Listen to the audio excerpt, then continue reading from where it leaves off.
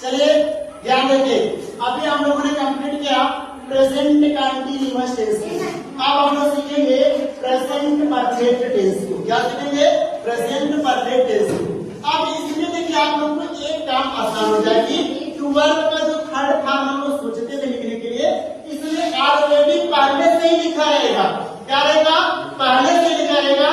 बस क्या करना है, हमको एक चीज नया जोड़ना है, बीन। क्या जोड़ना है? बीन। देखिए इसमें जैसे फार्मूला में हमने क्या किया, लिखा present perfect tense. Present perfect tense का फार्मूला होता है सब्जेक्ट प्लस हैज या है प्लस एमबी का थर्ड फॉर्म और प्लस में क्या होता है? ऑब्जेक्ट।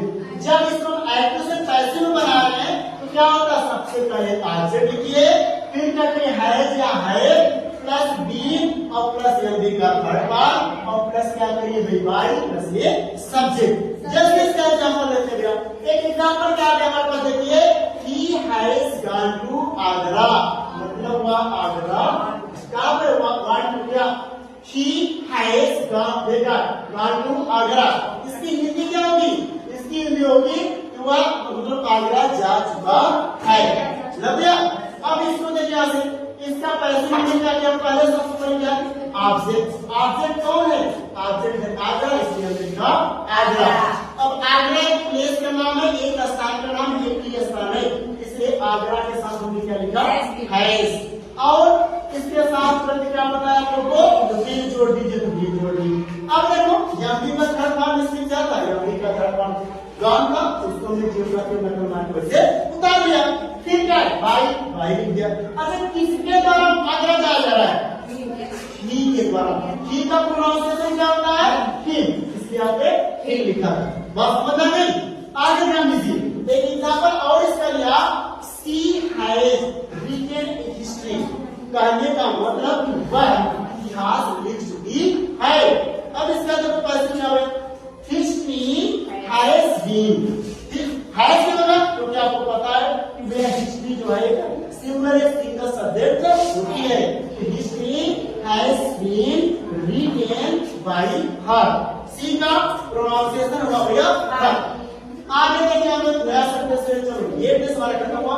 आगे आप लोग कहोगे सर जी इसके बाद तो प्रेजेंट परफेक्ट कंटीन्यूअस टेंस आता है, बट प्रेजेंट कंटीन्यूअस टेंस का नहीं बनेगा। क्यों नहीं बनेगा? क्योंकि भैया देखिए आपको इसलिए नहीं बनेगा क्योंकि आप देखिए प्रेजेंट कंटीन्यूअस टेंस में भी आपको हैज बीन या हैव बीन का यूज करते हो, जो कि हम लोग यहाँ पहले से ही यूज कर चुके हैं, इसलिए इसकी आवश्यकता नहीं है, इसलिए उस टेंस को हम लोग नहीं बनाते। फिर आगे देखिए हमने क्या पढ़ा था? Present indefinite tense. क्या भैया? Present indefinite tense, sorry past indefinite tense. क्या है? पास्ट इंडेफिनिट टेंस था कि प्रेजेंट इंडेफिनिट टेंस। देखिए आपको क्या गया था आपका, हम बोलेंगे बोलते गलती से, बट यहाँ पे साफ दिख रहा है आपको क्या लिखा है? Past indefinite tense. Past indefinite tense का फार्मूला होता है भैया लोग सब्जेक्ट प्लस एमबी का सेकंड फॉर्म प्लस में क्या होता है? ऑब्जेक्ट। ये हमारा फार्मूला होता है। अब इसको जब एक्टिव से पैसिव में बना रहे हैं तो पैसिव में क्या करते हैं?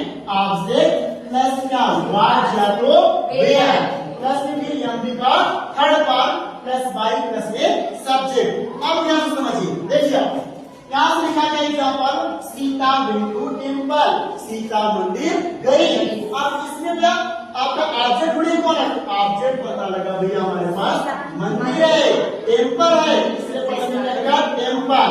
अब टेम्पल के साथ टेम्पल एक वचन है कि दो वचन? तो जाएगी तो एक ही देवता के पास जाएगी, एक ही मंदिर फिर फंस जाएगी ना, एक ही देवी देवता के पास जाएगी ना, इसलिए हमने क्या लिखा? पहले टेम्पल लिखा और टेम्पल के साथ क्या लिखा? वाच। इसके बाद आपको पता है वेन, वेन का थर्ड फॉर्म क्या होता है भैया? वेन का थर्ड फॉर्म होता है गॉन। अच्छा किसके द्वारा गया? बाई सीता। कौन गई थी? सीता, इसलिए वहां पे हमने क्या लिखा? सीता। अब ये अगर आप लोग की प्रॉब्लम ये हो रहेगी कि सर जी मान लीजिए भूल करके हमारा निगेटिव सेंटेंस दे रहे तो उसको हम कैसे करेंगे? इसलिए निगेटिव सेंटेंस के लिए हमने एक आपको यहाँ से फार्मूला प्रोवाइड कराया। ये फार्मूला में देखिए क्या है? Subject plus did plus noun plus verb का फर्स्ट फॉर्म प्लस ऑब्जेक्ट। ठीक है, अब इसको जब चेंज करें किसमें? एक्टिव से पैसिव में चेंज कर रहे हैं तो ऑब्जेक्ट लिखिएगा पहले, फिर वाज या वेयर लिखिएगा, प्लस में नाउन, फिर एमबी का थर्ड फॉर्म प्लस बाई और प्लस में सब्जेक्ट। ये हमारा फॉर्मूला हो गया।